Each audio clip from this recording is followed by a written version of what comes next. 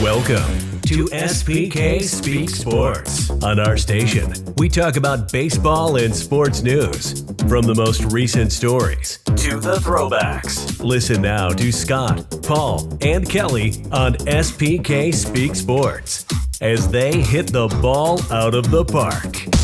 You hit the ball out of the park, Speak Sports. Hi, thanks for joining us today. I'm Scott. I'm Paul. I'm Kelly. And we're SPK Speaks Sports. Thanks for joining us. A couple of topics I'm going to be talking about later today, in addition to other stuff. It's Boise State baseball again, the lack of. I'd like to talk a little bit about a legendary college coach who just passed, and also the welcoming in of a new little baby to a current baseball legend. And maybe throw in a Casey Stengel story later on today, too. Paul, what about you? I'd like to talk about the way doubleheaders are going to be handled this year, and about who I think is the player of the first 10 days.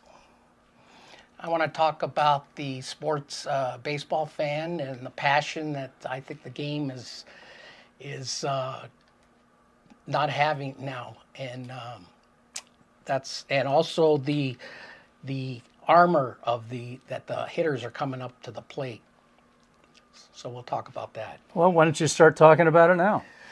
Okay, so why wait? Yeah. So I had a conversation with a couple friends, a couple people, baseball fans, and I was talking to them about how have you seen the season? You know, are you guys watching the game? Are you watching the game? And the guy, friend of mine says, nah, he says, I'm not. He says, baseball's unwatchable to me. It's unwatchable now. Not so much because of the virus. He wasn't talking about what's happening this year, because that's an anomaly, But it's been leading up to this. So I talked to another friend. He said the same thing. He used the word unwatchable. And regarding what? The length? Just the game itself. Yeah. That the passion is gone. There's no managers going out on the field to argue, stuff like that. Yeah. Like there was a game last week, I'm sure you saw it was Houston and the Dodgers. There was a play at second. It was a double play. And the second baseman threw it to the shortstop. He had the ball. It went in his glove, and he was going to throw it, and the ball immediately came out. There was no transfer. transfer. And he even went through There was a transfer. Yeah, he even went through the he's trying to throw the ball, just to try to convince the umpires that he really was trying to throw the ball. And so they had the review, and they said, yeah, that was in the transfer. He's out. Now, my thing is this. If you were to have that play and it was a few years back, whoever lost the call, the manager would be out there. In this case, it would be Dusty Baker. And he would be arguing with the umpire. Big time. Big time. And there would be, a lot of passion, and he would be arguing for the next call. And the cardboard cutouts would be going crazy. Right, exactly. So that's eliminated now in the game. So when a fan doesn't get to experience that, he's watching the game, and he doesn't see that part of the game. That's an important part because it's tradition, and the fan that is pulling for the Dodgers or pulling for Houston has an interest in it. I mean, their emotions are spent watching the game. I was watching the game. I'm not a Dodger fan, and I wanted him to have held on to the ball because I don't root for the Astros. They're cheaters. So, and I'm an Angel fan. Really? So, but I think, after the review and everything, I don't think he had it long enough. See, I think you did, Kelly. And I watched it. And you're a Dodger fan. I am a Dodger fan, and when I watch Dodger games, everything I see is from the heart first. Okay, I respect that. But then I analyze it. Okay, that's fair. fair. I took my DVR, and I got right to the point. The ball was 2 feet from the glove, and I went frame by frame by frame. And there were 5 clicks before the ball came out of the glove. So in those 5 clicks, I say he had control of the ball, and it was on the transfer because his hand had gotten there to the glove. See, I didn't go frame by frame, but from where I just feel that when you get that precise. I mean, they could have ruled that, hey, the call was out, and it's there. You can't really determine 100%, so you go with a call. I was amazed by the umpire. I would not have seen that in real time. I probably would have called him safe. What do you think, Scott? Would you call him safe? I would agree with you and you because I didn't see the play. So whatever you guys say works for me. But yeah, go ahead. Okay, well, I just want to say, but that to me is like the managers are really not involved. Everybody's waiting there. Well, I agree. The passion is It's gone. gone. I'm watching every Dodger game, and even the ones in LA. I haven't seen a single cardboard beach ball on the field yet. Yeah, So that's true. where is That's true. That's true. Well, the other thing is, I think with the replay, if they're going to suck all the air out of the room, which has already been sucked out of these ballparks, they need to get it done in a minute to a minute and a half. They just cannot. And I've seen some obvious plays, and they're like taking 3 and 3.5 minutes. It's just too long. Yeah. There's only so many blue and red and yellow cars you can see on the jumbotron while we're waiting. And at the same time, they introduced all the hurry-up rules. So you're taking extra time for the instant replay, and then introducing hurry-up rules that really do not speed up the game much at all. But you know who have to love it is the umpires. My opinion, they don't have any pressure on them anymore. If they kick it, we're putting on the cans and we're getting it right. And the guys that got to dislike it, well, I don't know, do we have that many managers now that are Lou Pinellas, going way back, Leo DeRocher, Earl Weaver, certainly Billy Martin.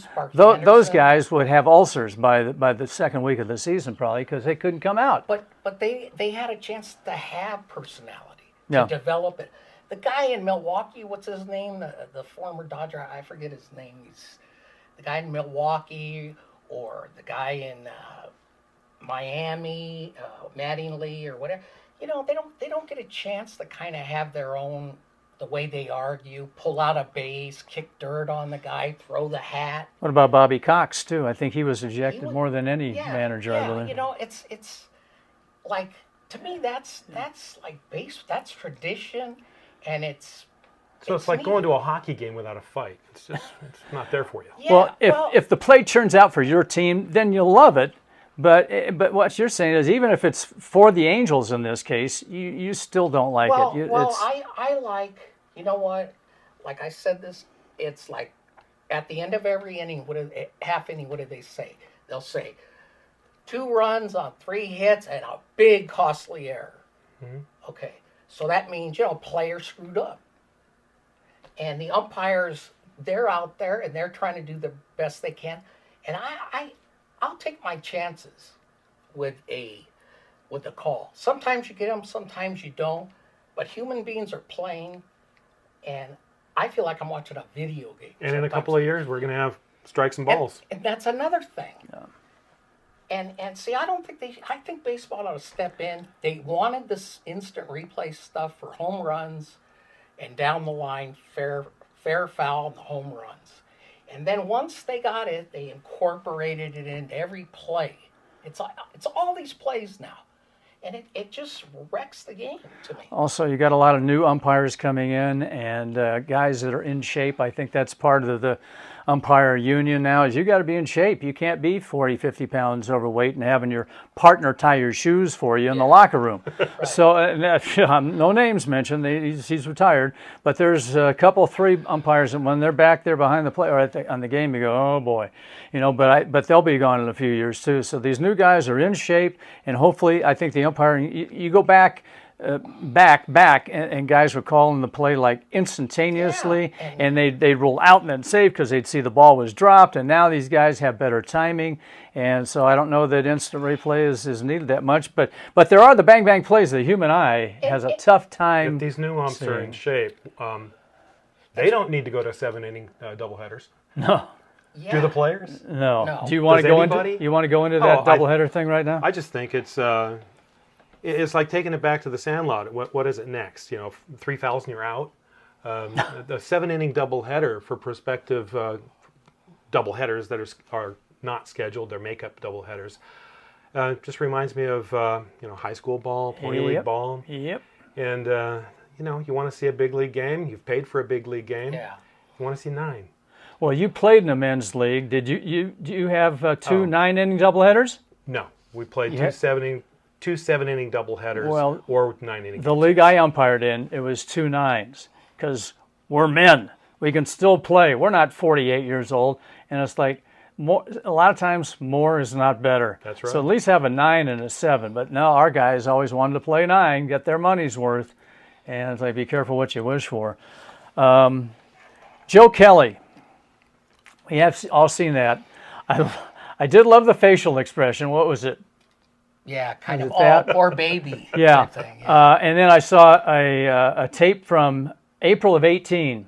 Season isn't even that old, but it is the Red Sox and the Yankees, and he hits a guy in the back, and the guy comes out on Joe Kelly. So he's the Terminator guillotine guy, I guess. But the thing is, for me, don't throw, even if you lost control, it was around his head. Yeah. And I think we talked about it, and I know what you're going to say. You don't throw a curveball and try and hit a guy in the head with a curveball, but it was around the dome.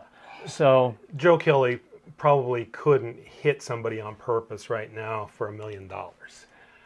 There's a fun video going around right now where he's in his backyard throwing in a batting cage, and he misses the entire cage and breaks a window in his house. So Joe Kelly's not the guy who's going to go head hunting with a curveball. First of all, he can throw 100 miles an hour. Why break an 87-mile-an-hour pitch over somebody's head? Yeah. Plus, there were 2 men on, and he doesn't want to put those runners at second and third instead of first and second. So I just don't think the pitch to Correa was going after him. As to the 3-0 fastball. Behind, I can't remember who it was at the Correa? No, not Correa. Behind the previous. Bergman, the third baseman. Bregman. Okay, Bregman. Yeah. Behind his head. Yeah, I can see why I'd be upset. But the game before, Kelly had thrown 16 pitches, 15 of them curveballs. Again, the guy throws triple-digit speed. Yeah. He just doesn't have control of his fastball right now. I don't think he'd thrown a fastball for a called strike in the game.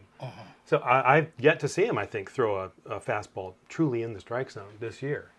Everything's breaking off. Well, he's gone from a guy that my Dodger fan friends, and I were calling last year Choke Ellie, to now a Dodger icon for this little exchange with Correa. It's kind of strange. I think that if baseball would have handled it better, the whole cheating thing, that the players wouldn't have to do it. He got 8 games. How can you suspend a guy for 8 games when the umpire doesn't toss him? Well, exactly. And so I think if you suspended him, I could see 2-3 games because they said over a 162-game season, that's like 22 games you miss. So I think it was a little harsh, like you said, especially for a guy who wasn't ejected in the game. So maybe 2 games, maybe 3. I think he got his point across. But the other thing to me is, I don't know if this would happen if they really leveled some penalties on the Astros. Yeah. You take away the 2017 World Champion banner on the front of their spring training site. You take away their rings. That's a big deal. Yeah. Everybody, turn in your rings. We'll melt them down. You total up the winning shares for all the players as a team, and that team, the Astros in this case, donates that money to local charities. And then you say to the players, now you should donate some of your money too, 5-10 grand or something like that. And they were hampered by the Players Association that they couldn't fine them more than $5 million. I mean, to me, I'm thinking 15 or 20. But the club paid that. That was a penalty. $5 million. And there was nothing to the players. Yeah. You take away, if it's just the rings, the rings are a big, big deal. And the manager and the general manager, they're gone. Did you see what Jock Peterson did to troll them this week, though? When the Dodgers arrived in Houston, he had a picture of the Dodgers getting off the plane, and he just wrote, "Bang."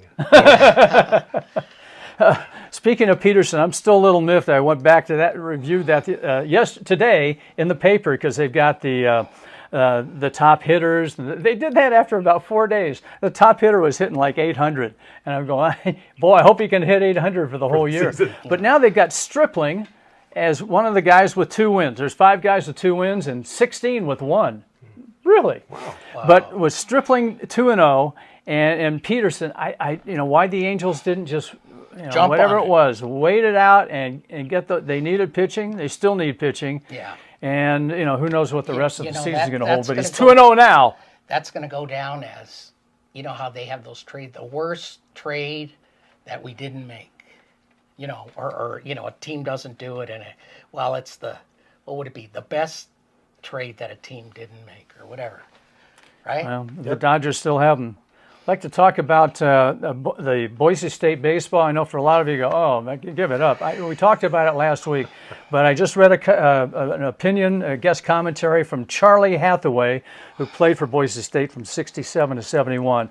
And he had a couple of things in there that I went, really? So it says in here that the president, Marlene Trump, that right now there's earth-moving machines in place at the site where they were going to build the baseball stadium. So obviously that they're not there to build a baseball stadium. So he says, does she have a certain little thing that she wants there? And also they went before they called the State of Idaho Higher Education Board of Directors, the president's bosses, and nobody had ever heard anything about zoning changes being requested for a baseball stadium there. So that looks a little fishy to me. And even if you don't care about Boise State, it's just a shame after 40 years and 13, 14 games that they're done. So if you have a couple extra seconds, why don't you just email or call the president? The email address for Marlene Trump, Tromp, is president@boisestate.edu, or the athletic director, Kurt Apsey, APSEY, athletic director at boisestate.edu, or ring them up. President's phone number 208-426-1491, athletic director 208-426-1826. Kelly, there's compassion right there. There's fishy. some compassion. That's more than I see on the baseball field. Something's fishy. fishy. Let me just, I forgot to ask you about this because you talked about it last week. You said that they went out and they were trying to raise money, and they raised $1 million, right? Or they raised to it. Okay. Well, it says here 600,000, but, Okay, but a lot. what happened to the money if they're not going to? It's all refunded. Oh, They That's all. got 600,000 from major donors, and they Right. got another about 75,000 from at least one GoFundMe account. But Okay. I understand there were other fundraisers operating as well. And one report said that they'd gotten close to the $1 million that they originally were told they needed. Right. Okay. Want to remember a legendary baseball coach that just passed away a couple of days ago, Mike Gillespie. Started his coaching career at College of the Canyons in Santa Clarita, California. Then went to USC, followed up for the legendary Rod Dato. He was there for 20 years or so. Went to Cal State Irvine. He had total for all 3 of those schools over 1,500 wins. Obviously a college Hall of Fame coach. I knew him, I didn't have dinner with him or anything like that, but I knew him and talked with him times other than doing baseball games. On the field for Cal State Irvine, he was tough, but I was able to see him at alumni games that he asked me to book umpires, which I gladly assigned myself as one, and could hear this great laugh that he had. Fun guy. Like I said, when it was game time, he was all business, but there was one play that I read about in the '98 College World Series. They're up 11-7 in the 7th inning, but this is when balls were flying out of the ballparks because the bats were so light. I think they changed it shortly after that. Guys were hitting like 22 home runs in a season. After they changed the bats, they were hitting like a top guy on a team would hit 5 home runs.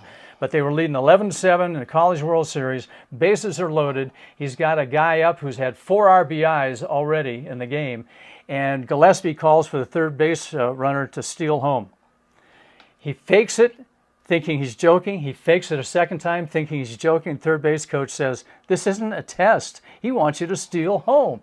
Guy steals home because he knew 11 runs wasn't going to be enough. The batter then ends up hitting a 2-run single, and they ended up winning 21-14. But that's the guy. I saw him have a 5-person infield. He'd bring in one of his outfielders, so he was a very innovative and a very intelligent coach.